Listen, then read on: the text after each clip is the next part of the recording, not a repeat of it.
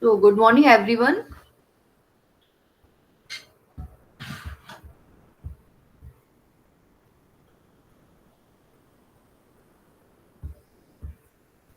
Today, our topic is English teaching method. So, we will discuss about the language method here. So, yes. So, in today our topic is interaction of teaching approach. This is very important method approaches are here. It is a set of principles, beliefs, or ideas about the nature of learning, which is translated into the classroom. So, teaching strategy means it is a long term plan of action designed to achieve a particular goal. So, teaching of English, we will discuss about the English is not a subject, first of all. Our English is not a subject, but a language. So, a language is not taught, it is caught always. A language is not taught, it is caught always. So, now, characteristics of language. So, first of all, evaluation part. So evaluationary means evaluationary in language. So we can say dynamic and not static. Language is always dynamic. It is always dynamic, and it is not static. So we can also say it is a complex, a complex whole and a system of system. So first of all, these are some systems, some method we can say that first of all, this is morphology. The system of formation of words is called morphology. Morphology means a system of system the study of formation of words is called morphology. Phonology means the sound system, and in semantic the study of meaning of words, and syntax means the arrangement of words in its sentence. The arrangement of words in a sentence, a social phenomena, symbolic system, and since systematic is called like that. We have sound system. So now we will discuss about the the method in English language. So first of all, skills of language, we are having four skills: listening, speaking, reading, and writing. So these four skills are very important skills. So listening, speaking, reading, writing. So also we can say that listening and reading. So listening and reading both are passive skills. You can say receptive skills, and writing and speaking both are active and productive skills. So we can just define, we are having four skills, and first is our listening, and second is our speaking, and our writing. So in four skills, we have divided. Two skills are productive skills, and two skills are receptive skills. So if we talk about the speaking and writing, this is called active, and you can say productive skills. If we talk about the listening and the reading, if though both are receptive skills. Okay, so listening and reading are passive skills, because we do not need to produce language to do that. This is very simply we have defined. We are not producing anything here, we are just listening and we are just reading. So listening and reading are passive skills, because we do not need to produce language to do that. So speaking and writing are active skills, because we need to produce language to do that. So a passive skill must be learned. Passive skills must be learned before an active skill. This is passive skill must be learned before an active skill. So we have to improve our listening, and we have to improve our reading. Then our active skills will be and use. So a passive skill must be learned before an active skill. So natural sequence of learning these skills of language. The natural sequence of the natural sequence of learning the skills of language is listening, speaking, reading, and writing. First of all, language one, our mother tongue. Second, language two, target language. If we talk about the target language, so now we can just understand teacher centered education and learner centered subject matter, and subject matter centered teacher dominated banking approach, disciplinar individualistic indirect guide direct, collaborative, integrated, constructive, interactive, and learner center and learner center. So first of all, you know, target language. So in target language, the language which is to be taught in the classroom, the mental development of a child takes place in his mother tongue. This is target language. So the mental development of a child taken place in his mother tongue. So this is very important. English is an international language. It is the language of the world. English is known as lingua franca of the world. If you know, lingua franca means linking language. So lingua franca, a common language of communication. So if we are going anywhere and so we require lingua franca, we can communicate, and this is called link language. So lingua franca, a common language of communication. English is the language of science. English is one of the language of India. Approach that tells us what to teach. Approach, if we are using approach, so approach that tells us what to teach. Method tells us how to teach. Approach tells us what to teach. Approach tells us what to teach. Method tells us how to teach. A method is an implementation of approach. So in communicative approach, communicative language teaching. So this is called communicative language teaching. CLT is a broad approach to the teaching of language.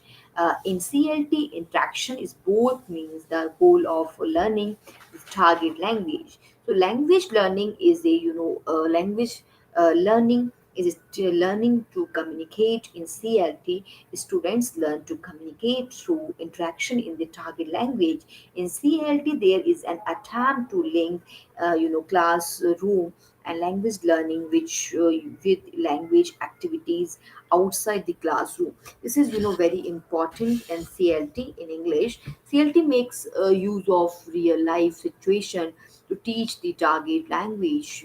Communicative activities are as essential play part of CLT curriculum.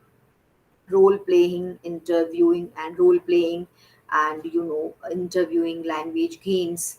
So meaningful communication should be the goal of all classroom activities. In CLT, the teacher plays the role of facilitator. A facilitator in CLT, teacher role and plays the role of facilitator. In CLT is a pupil oriented approach. In CLT, the teacher's main task is to determine the language needs of the learner. And in CLT, the teacher's main task is to determine the language needs of the learner. Communicative competency is the desired goal in CLT, the ability to communicate. The main aim of CLT is to provide communicative competency to the learning. So this is a word coined by Dalheims. The main aim of CLT is to provide communicative competency to the learner. This is term coined by Dalheims. Communicative competency has four aspects. First of all, linguistic competency, knowledge of grammar, vocal of a language, and discourse competency, abilities to converse, and social linguistic competency means the ability to use a language, which in a given social situation. And strategic competency means repair of the town, strategic competency, and equal emphasizes on all four language skills. In CLT, the focus is on meaningful communication and not on the structure. CLT is a task-based approach. In CLT, the learners learn to use the language instead of studying the language. Translation may be used if learners benefit from it. Judicious use of mother tongue may be allowed. The main objective of teaching English is to enable the learners to use it. Language learning is not easy unless it is connected to real life. Language must be practiced in real life situations. In CLT, and contextualizations is a basic premise. Trial and error is considered as an essential part of learning. This is called, language. So now, we have, teacher center approach and learner center approach. So in teacher center approach, the teacher is perceived to the only reliable source of information, in contrast to the learner center approach. Learner center approach mean in which it is premised on the belief that the learner is also an important resource, because he she too knows something and is therefore capable of sharing something. Now, subject matter centered approach means, subject matter gains primacy, over that of the learner. Teachers dominate the approach. In this approach, only the teacher's voice is heard. She is the sole and dispenser of information. So now, in this approach, an interactive classroom will have more student talk and less teacher talk. So students are given the opportunity to interact with teacher and with other students, construct ways to approach. The students are expected to construct knowledge and meaning out for what they are taught by connecting them to prior experience. The teacher deposits knowledge into the empty minds of students for students to commit to memory. Integrated approach, it makes the teacher connect what he she teaches and to other lessons of the same subject, interdisciplinary, or connect to his her lessons and with other subject, thus making his her approach interdisciplinary and multidisciplinary. So disciplinary approach, it limits the teachers to discussing his or lessons within the boundary of his her subject. Collaborative approach, it will welcome group work, teamwork, partnership, and and group discussion. Individualist approach means it wants the individual student to work by themselves. Direct teaching method, the teacher directly tells or show or demonstrate what is to be taught. So, indirect guided approach means the teacher guides the learner to discover things for himself, herself. The teacher facilitates the learning process by allowing the learner to be engaged in the learning process with his her guidance. So, this is very important. Method CLT makes use of real life situation to teach the target language. Communicative activities are an essential part of CLT curriculum. The role playing, interviewing, language games, and meaningful communication should be the goal of all classroom activities. In CLT, the teacher plays the role of facilitator. CLT is a pupil centered approach, and CLT, the teacher main task is to determine the language needs of the learner. Communicative competency is the desired goal in CLT, the ability to communicate. The main aim of CLT is to provide communicative competency to the learner, a term coined by Dalheims. Communicative competency has four aspects: linguistic competency, knowledge of grammar, voice, vocal of a language, and ability to convert. Social linguistic competency means the ability to use a language approach in a given social situation. Strategic competency means repair of breakdown, and equal emphasis on all four language skills in CLT. The focus is on meaningful communication and not on the structure. Meaning is a paramount. CLT is a task based approach. In CLT, the learner learn to use the language instead of studying language. Translation may be used if learners benefit from it. Judicious use of mother tongue may be allowed. The main objective of teaching English is to enable the learners to use it. Language learning is not easy unless it is connected to real life. Language must be practiced in real life situation. In CLT, contextualization is a basic premise. Trial error is considered as an essential part of learning. These things are very important in CLT. So now, next point is that, background to CLT. means, back language learning has seen many changes in the last 50 years. We can group the trends of language teaching in the last 50 years into three phases. Phase number one is traditional approaches, methods, and second is a classic CLT, current communicative approach, and audio linguist deductive approach, rule to example. In deductive approach means rule to example, and inductive example to rule.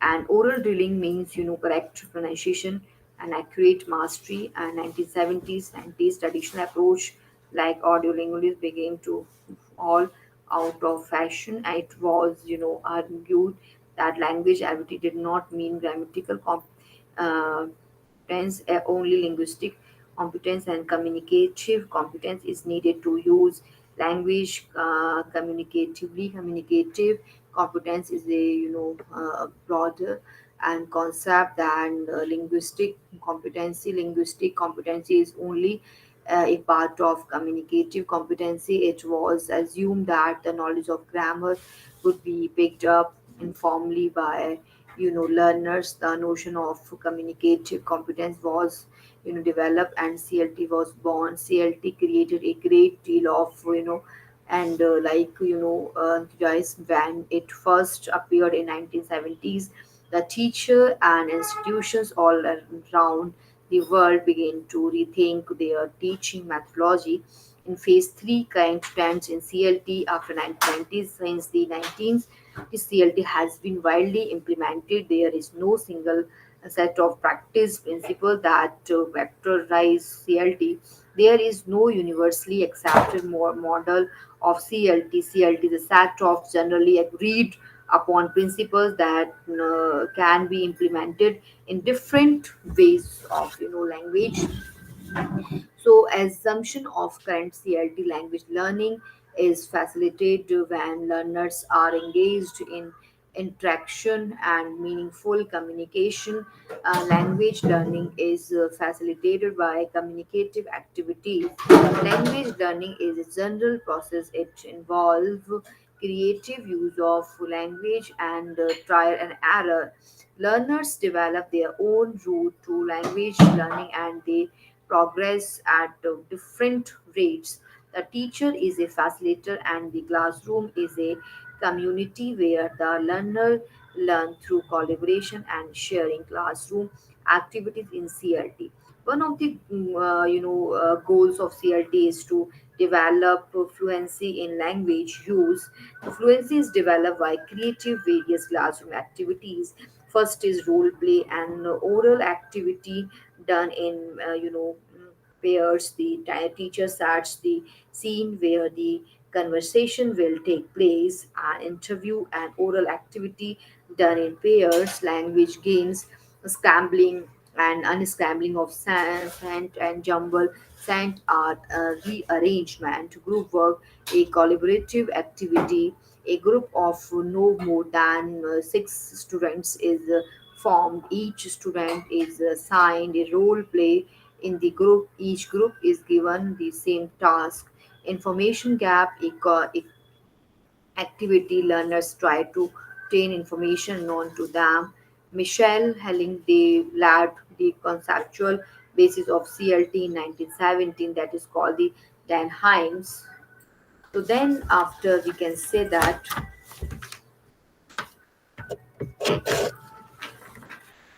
so, principle of language teaching means principle of, principle of language teaching, principle of naturalism. Language learning should, happen in a natural way. Listening, speaking, reading, writing.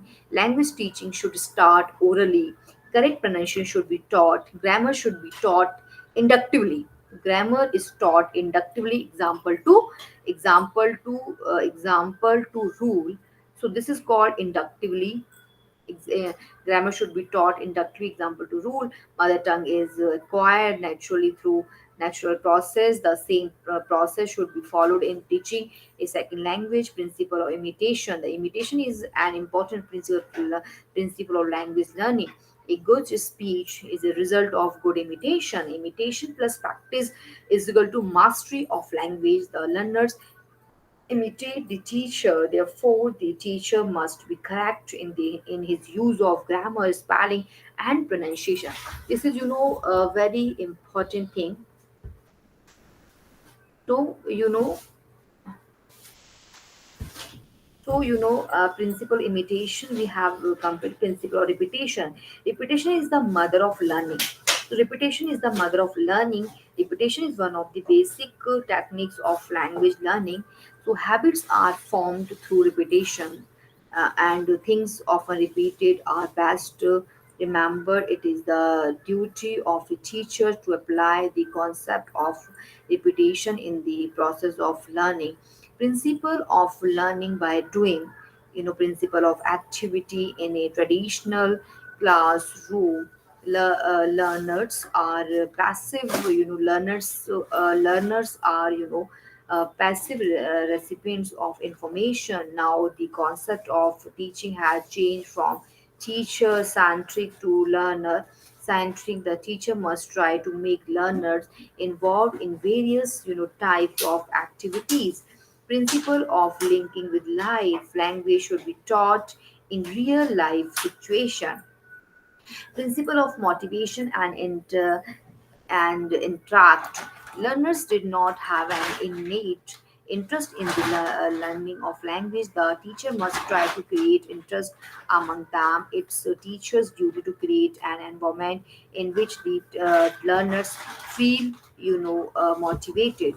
So now, we can say that, research based approach is also here, as the name implies. Teaching and learning are code or research finding whole, child approach. We can say that the learning process itself takes into account not only the academic needs of the learners but also their emotional, creative, psychological, spiritual, and developmental needs and meta cognitive approach. The teacher, we can say that process the brings the learner to the process of thinking and about thinking. The learner reflects on, what he learns and on his her ways of learning. Problem based approach, as the name implies, teaching learning process is focused on problems. Time is spent on analyzing and solving problems. So we can simply say that if we talk about the formation, habit formation. So habit formation is a process by which a behavior through regular repetition and, becomes automatic. Language learning is a mother of habit formation. The teacher must ensure that the learner form good language habits. Mistake should be avoided as they become bad habits. Principle of selection and gradation. Language items should be selected before being taught. Material gradation of language items. Materials, means placing them in order. Selection of, language items is done in respect of vocabulary, grammatical items. Selection of language, the basic of usefulness, simplicity, productivity, teachability, structures. Principle of grouping. Language items should be grouped and phonetic grouped. It is done on the basis of similarly in pronunciation. Can, man, pan, book. These are phonetic grouping words. And semantic grouping means language items are grouped on the basis of similarity in meaning and synonyms, antonyms, and vocabulary items and belonging to the same, class. In evaluation, we will discuss about in every sphere of life. Evaluation takes place in one, form or the other. It is only through evaluation that one can discriminate between good or bad. Evaluation is a process of, gathering evidence on the change in behavior of the students as they progress through school learning. Is the modification of behavior through experience and training. Learning is an ongoing process. It is a process of learning which continues till that. Evaluation is a continuous process. It goes on along with the teaching learning process. Evaluation is done to know the effectiveness of teaching methods and techniques. Evaluation gives a feedback to the teacher about their teaching and the learners about their learning. This is very important part in teaching. So now we can say that functions and purpose of evaluation. Evaluation plays a very important role in the teaching learning process. It is an integrated part of the institutional program. It provides information on the basis of which many educational and decisions are taken. Diagnostic means Nita. So identification of difficulty or weakness of a student during teaching is called, during instruction, during teaching, during class. This is called the diagnostic. And one of the aims of evaluation is to identify identify weak and identify the weak points weak points in the school program and weakness of the learner. Evaluation helps to test the effectiveness of teaching and method it calls methods. It also helps teachers to prepare effective remedial course programs. Prediction means evaluation helps to discover potential abilities and aptitude among the students. Selection means evaluation helps in selecting a student for the higher studies and for promotions to the next class is called selection. Guidance evaluation helps the learner in making decisions about the courses and career. It helps the learner to know their place of learning and lapses in their learning. So it helps the teachers to know the children and to provide them necessary educational guidance. And grading evaluation helps to assigning grades to the learners. Types of evaluation means there are two types of evaluation: formative assessment and summative assessment. In formative assessment, it is used to monitor the learning progress of students during the period of instruction is called the formative assessment. Formative evaluation, it provides continuous feedback to both the teacher and the learner while instruction is in progress.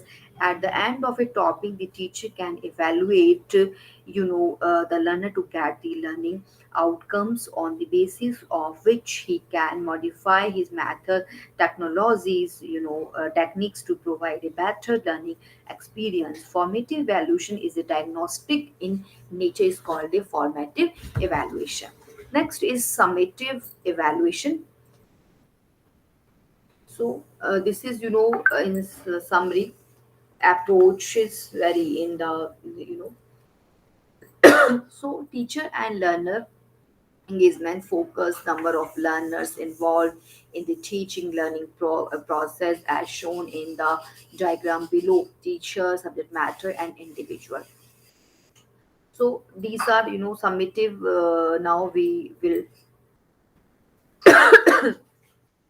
so it is done at the end of a teaching program. It is done to know to what extent the objective previously fixed have been accomplished when the cook tastes the soup, and that is formative, and when guest tastes the soup, that is the summary. This is done by Robert Stake. So summative evaluation is done to know the pupil's achievement at the end of course. It is main, summative evaluation is done to know the pupil's achievement at the end of the course. Its main objective is to assign grades to the pupils. It is, terminal in nature, as it comes at the end of a course. It cannot be based on the teacher's observations only. Now we are just discussing difference between formative and summative. It is the evaluation during the learning process. It is the evaluation during the learning process. The aim is to monitor the learning program progress, the period of instruction. The purpose is to improve student learning. It provides continuous feedback. It is a diagnostic nature in summative evaluation after the course completion. The aim is to assign grades. The purpose is to evaluate students' achievement. It provides feedback at the end of a course. Terminal in nature. Terminal in nature. Now you know some things else. Uh, Steps of to the direct or lecture method. So, we will discuss to employ the methodology in teaching a skill, follow these steps, provide the rational and demonstrate the skill, provide guided practice, and, until mastery, check for understanding, and provide feedback. So, provide extended practice and transfer and assess learning at the end. This is what we call summative assessment, the tools and techniques of evaluations, qualitative techniques and quantitative techniques. Both qualitative and quantitative techniques have their own usage. Qualitative techniques are more subjective than quantitative techniques. So, example observations, qualitative techniques depend mainly on individuals' observation. Two individuals' evaluation that the same thing may end up with different mm, qualitative techniques of evaluation are more reliable than qualitative techniques because they help to remove human bias and evaluation because qualitative technique are subjective and the quantitative technique is accurate and observation and creative record rating scale interview and questionnaire and qualitative techniques. And now we can say that you know uh, you know yes, quantitative technique means oral technique, written technique, and practical technique. Written test means objective test and subjective test. In objective test, recall type item, recognition type item. In subjective, in objective, recall types and recognition type item. In subjective, short answer type and long answer and short type. So recognition type questions are intended to test the student's ability to recognize multiple choice questions and items. True false type item recall type questions test the memory of the students, where short answer type questions good bad simple and complex objective type tests are standardized, subjective tests are non-standardized tests. So now you know so we evaluate student learning at the end of instructional unit by comparing it against some standard or benchmark. Some meta assessment are often high stakes, which mean that that they have a high point value. Example of summative, midterm, final project, and a paper. So we can say that objective tests are defined, definite, and clear. Single answer is expected. There is a perfect objectivity in scoring. Questions to take less time to answer. Objective test to assist the specific part of the learner's knowledge. Tests are difficult and more time consuming to construct. They are more reliable. In characteristics of subjective tests are assess the areas of students' knowledge that are complex and qualitative. So, subjective test, we use questions that have more than one correct answer or question that can be answered in different ways. So, less reliable than objective, it provides creativity, freedom to the student. This is a very important question we have discussed. So now we are just moving on now we are just moving on remedial teaching. This very important part. So, the goal of formative assessment is to monitor student learning, to provide ongoing feedback that can be used by instructor to improve their teaching and by student to improve their learning. More specifically, formative assessment to help students identify their strength and weakness and target areas that need work. Help faculty recognize where students are struggling and address problems immediately. So sticks will mean that they have low or no point value. Example of formative assessment include asking what asking student to draw a concept map in class to represent their misunderstanding of a topic. Submit one or two sentences identifying the main point of a lecture. Done in a research proposal for early feedback. So the strategy, as teacher directed, the emphasizes is on the teacher of the skill. Each step must be mastered. Hence, the student gain how rather than what it is term and procedural knowledge taught in a step by step fashion to ensure the learning of the entire procedure with no step missed. So, lesson objectives include, easily observed behavior that can be measured accurately. This is a form of learning and through imitation and sometime term behavior modeling and modeling, and this can also be used to teach fact, principle, and law. So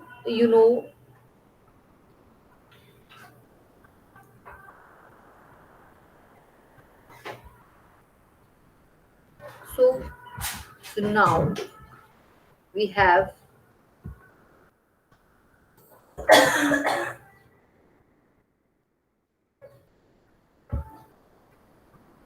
So teaching skills, the student must be give ample time for practice. They must be included in the planning stage since this technique is highly task oriented and aimed at mastery of every step. The lesson objectives are student based. Describe the testing situation and specify the level of performance expected.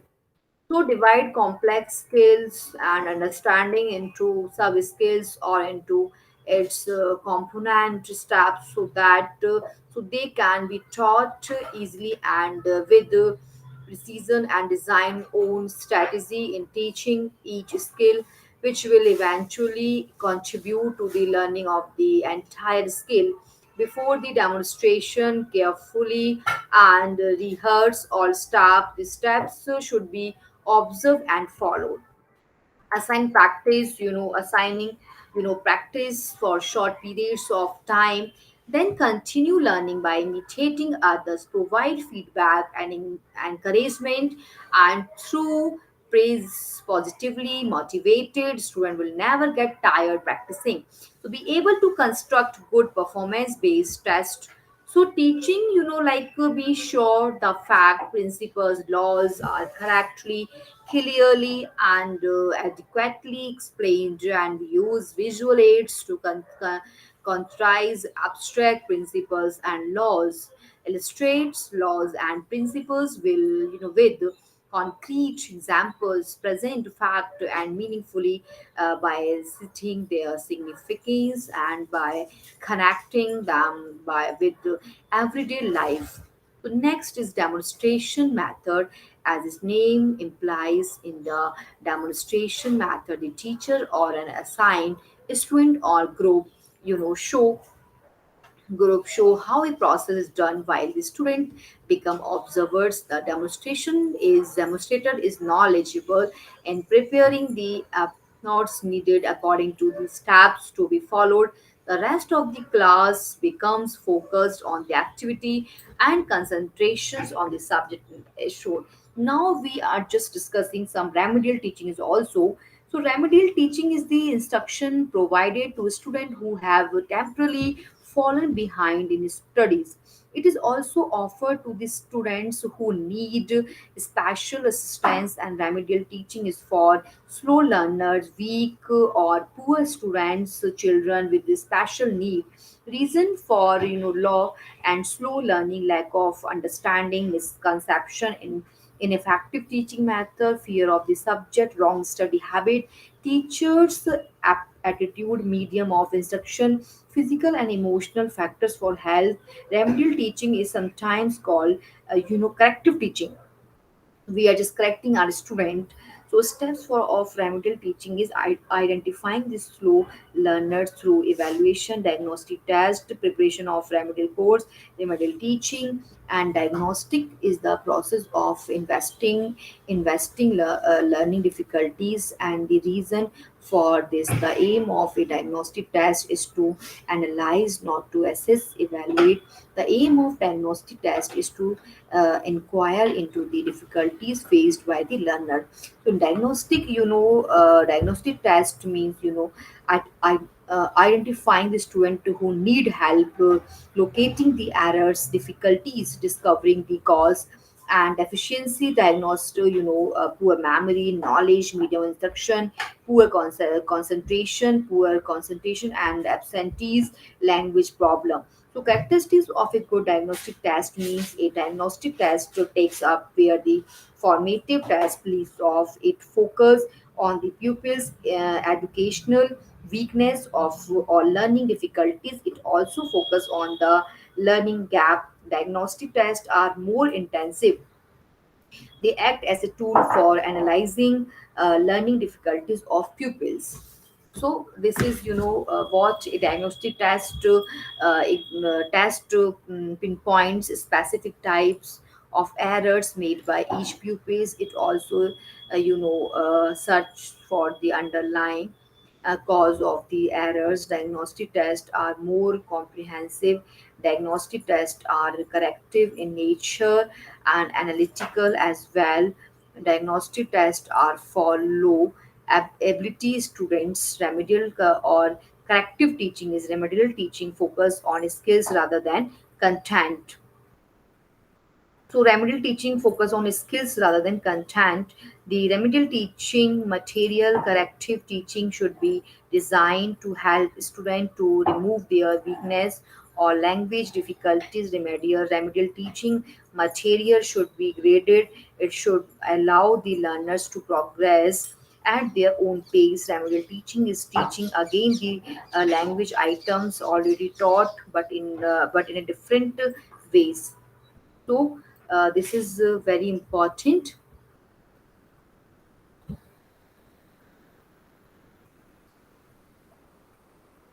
So before the demonstrators must be well selected, or he she they must be skilled in operating modern equipment and proficient in undertaking scientific investigations. When planning the activities, make sure that the material are easily available. Likewise, get prepared with possible substitutes. So get ready with the equipment and tools to be used, and the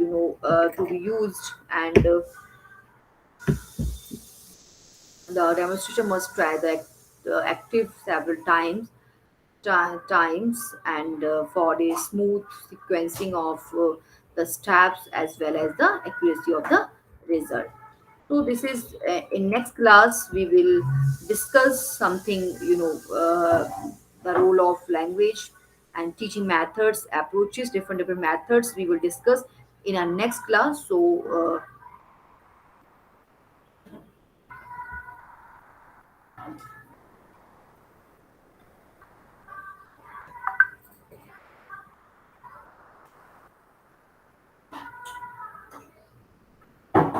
thank you so much for today's class.